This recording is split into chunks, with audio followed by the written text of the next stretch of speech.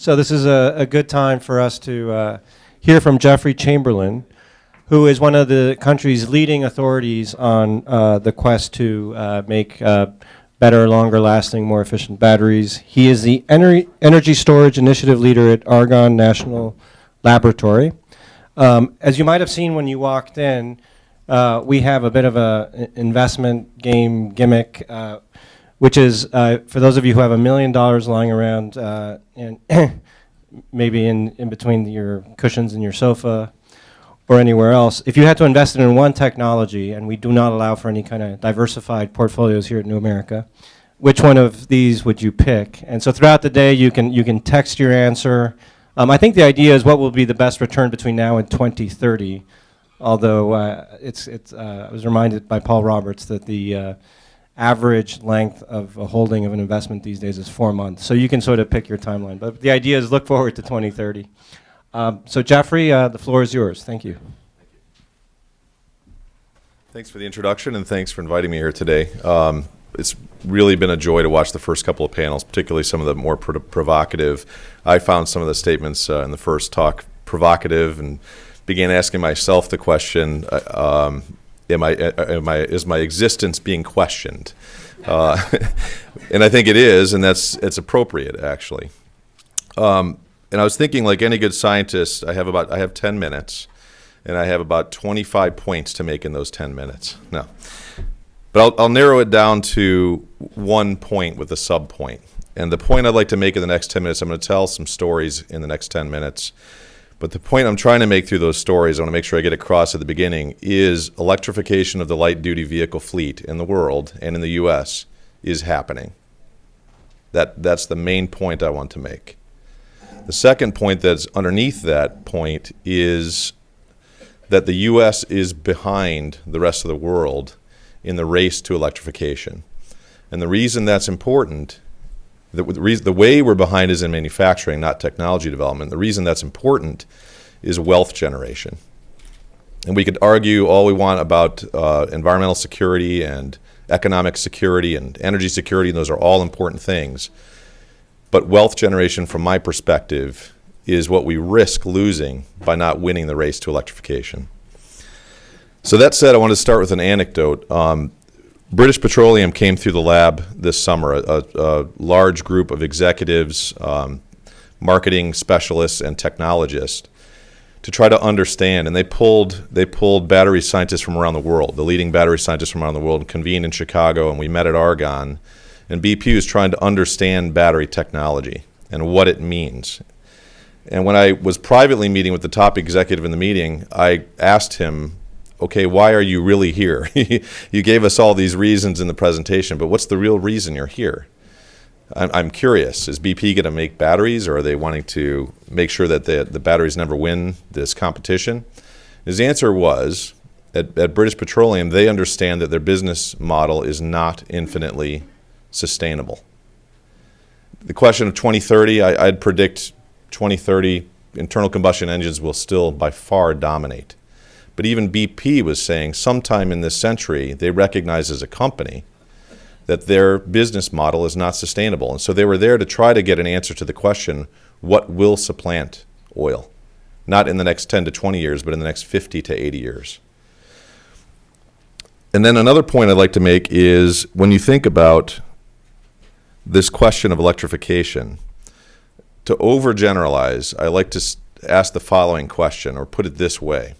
In terms of investing in the infrastructure for electrification, both in terms of research and manufacturing and the grid infrastructure, or cordless while you're driving, charging, as we just heard in the previous panel, either we're too late in making that investment, or we're too early, or we're on time. And I admit I'm overgeneralizing, but that's the question you need to ask yourself. And I would argue that we're on time or possibly a little bit late. And what I mean by electrification is happening. I just wrote down a list this morning of companies that I know that are developing and in the process of rolling out hybrid electric vehicles or plug-in hybrid electric vehicles based on the lithium-ion battery, not the nickel metal hydride that's in the Toyota Prius. And here's a short list, and I'm sure I'm missing some companies. GM, Ford, Chrysler, BMW, Audi, Mercedes, VW, Honda, Toyota, Nissan, Hyundai, not to mention smaller companies like Tesla, Fisker, BYD in China. That is an impressive list. And that's different from, and remember, I'm a scientist, I'm a technologist, I'm not an economist, I'm not a policy guy. But when I see the investment that these auto companies are making and the battery companies in Asia are making, not having an MBA, I have to make an assumption there's a reason they're making that investment. That's a very powerful list, and it's very different from 15 or 16 years ago when the EV1 was being rolled out by GM. Now, I noticed the Chevy Volt was not in your list, and I know Bruce had to go through just a few cars, but I want to talk a little bit about the Chevy Volt, and it reminded me, Tony Tether made a comment at dinner last night about changing architectures in the way we think. And the Chevy Volt does that, and there are multiple cars that are series hybrids like the Volt. But in case you don't know, and I hope you do, the Chevy Volt is an electric car, and it has on board a generator. That generator is an internal combustion engine that relies on gasoline, but it spits out electrons. And it either charges the battery or it sends electricity straight to the electric drive. So it's a so-called series hybrid. It's an electric car. After you charge the battery, when you deplete that battery, the generator kicks in and supplies electricity to the drivetrain of the battery. Now, that may seem like a fairly bland technological innovation, but it accomplishes two major things. And I'll tell you, Chevy loaned me one for a week to drive. And I have to say, it screwed with my mind a little bit driving this car. And especially when I loaned it to my wife, she was constantly concerned about, when am I going to run out of the electricity? How far can I drive this car? Which is the common feeling when you're driving an electric car, range anxiety. So Chevy has solved that range anxiety question by allowing you to carry around liquid fuel, and about 10 gallons of it. So you can always drive 350 miles whenever you feel like it. But between 70 and 80% of drivers in this country drive less than 40 miles per day. But the real important technological innovation that harkens back to Tony's comments at dinner last night is that it's a change in the architecture. That what we have been trying to do is supplant or replace the internal combustion engine. And I should have started by saying that's never going to happen. Not in my lifetime, not in my children's lifetime, not in my children's children's lifetime. So all the attempts to replace the internal combustion engine have been an attempt at a one-way swap out. But this idea of decoupling the electrification from the internal combustion engine is clever, because now you have a platform where when you improve the battery technology, you can decrease the size or cost or increase the range by having a better battery, or you could improve the efficiency of the internal combustion engine, or move to biofuels. There's a whole wide range of options that are going to be enabled by this change in platform technology.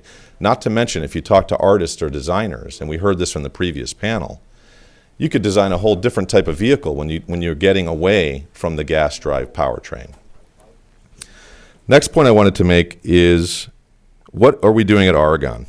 And I wanted to say, I think we heard this in both panels this morning. It is all about economics. It's all about home economics, and when it comes to businesses, it's all about the economics of that business. And you hear a lot of material science. So we do a lot of materials research at Argonne. They do a lot at Berkeley, our sister national laboratory, Lawrence Berkeley National Laboratory, MIT, University of Texas. We do a lot of materials research to try to make better performing materials so you can carry around more energy efficiently. And safety is always a primary concern as well. But in my opinion, I would argue it's all economics. Even safety is economics. So I think I resonate with what I was hearing in the panels earlier today. But here's how a materials innovation can change the economic question when it comes to batteries.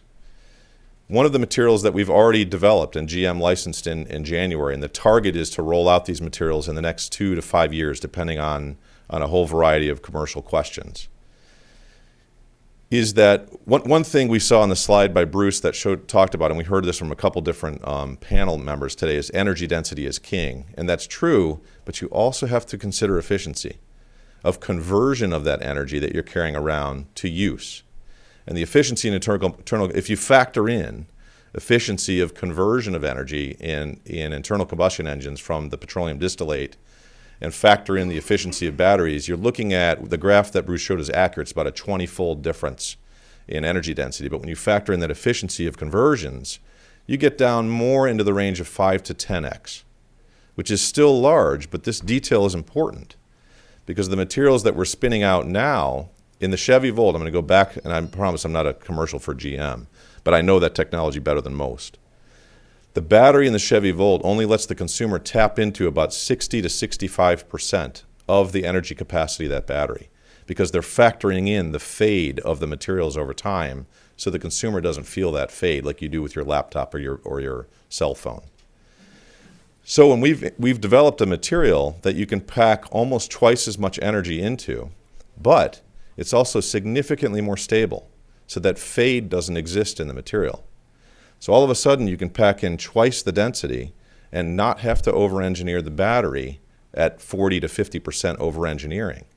So suddenly the cost becomes, the overall cost gets reduced by 3 to 4x as opposed to just a 50% improvement. So that's the kind of work we do at Argonne, and I just wanted to point out that is where we're headed. And what I wanted to leave you with was, and we heard this in a couple of the panels here today, in terms of innovation, and I hope we'll talk about it in our panel. I'm old enough to remember my parents buying the first Texas Instruments LED calculator, and that was a fortune. We kept it practically in a safe. And what it did was it multiplied, divided, added, and subtracted.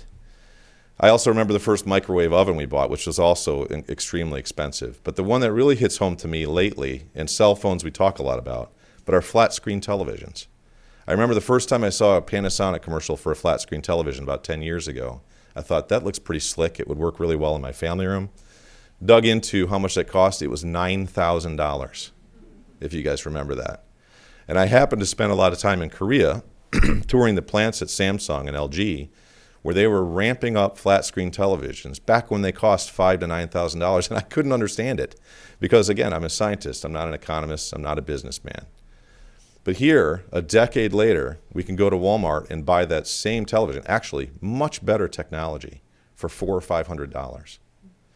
So my point is, remember that technological innovation takes time to adopt, and as you scale, the costs will come down. And if you connect that to innovations where the aim is reduction in cost, that's where you'll have a winning scenario. With that, thank you very much.